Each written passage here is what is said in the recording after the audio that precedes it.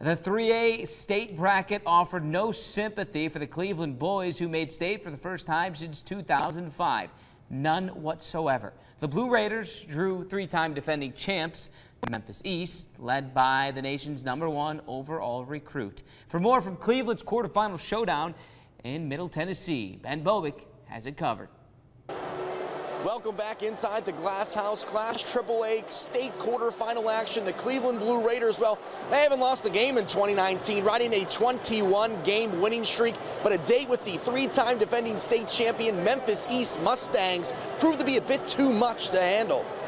If the opening tip wasn't a foreshadow, then maybe seeing the #1 player in the country in Memphis signee James Wiseman will give you an idea of how this one will go. Cleveland did a stellar job of bottling him up early, but they were just ice-cold shooting the basketball. We didn't make a shot from the floor in the first quarter, and so that's a tough start. You can't, that's what we've lived and died on all year, especially on this long winning streak, was we just got off to really good starts. And it was quite the opposite for the Mustangs. They shot 58.5% from the field, and then once they started missing, Wiseman was there for putback dunk after putback dunk. Some things you just can't prepare for, and for Cleveland, it was cold shooting and James Wiseman as Memphis East eliminates Cleveland 77-51. It's a great feeling to be here with these guys. He's my teammates, my brothers, and I just love it. I miss it.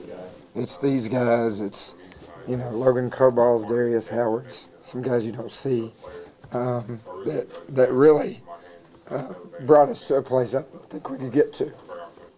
Just in case you were wondering, the Blue Raiders used hockey sticks to try to prepare for Wiseman, who's listed at 7-1. And despite that lopsided loss, Cleveland, a lot to be proud of, making it back to the state tournament for the first time in 14 years. And they bring a lot back to next year's team, so they're looking to make this an annual trip moving forward. Reporting inside the Glass House in Murfreesboro, Ben Bovic, Channel 3 Eyewitness Sports.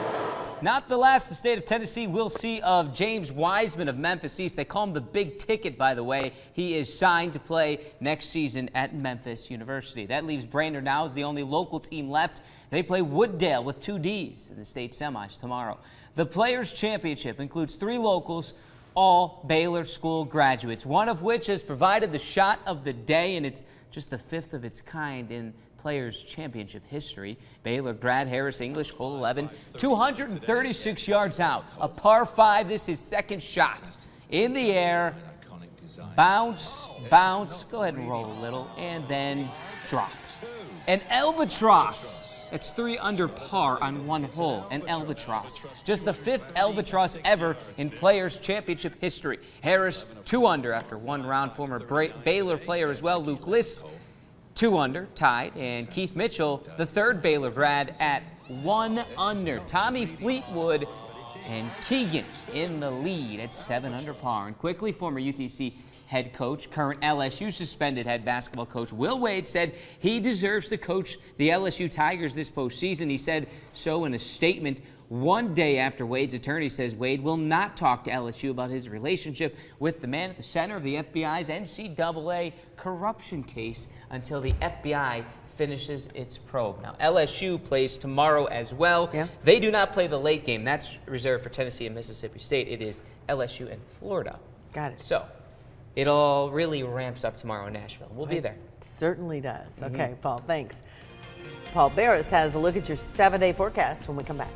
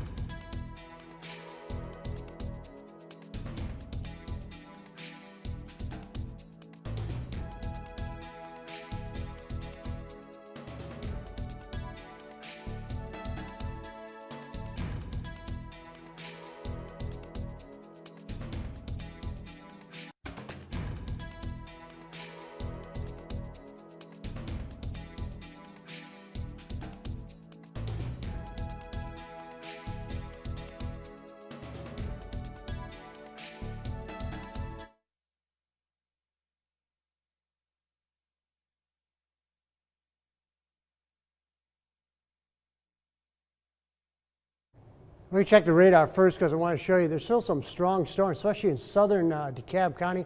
Could head into Chattooga County, 40, 50 mile an hour winds possible, maybe some small hail. So be prepared for that. And that could move even into Walker County later on tonight. So showers and storms are still in the forecast, but they'll be ending. Later tonight and for tomorrow, things will be improving. Paul, thank you. Okay. We love animal stories here. Here's a great one. Chattanooga firefighters rescued a dog that was stuck in a wall of a Hickson home tonight. Whoa, did you see that? Spokesperson Bruce Gardner says a toy dachshund named Bella had been chasing a squirrel around the attic when she fell through the opening in the wall.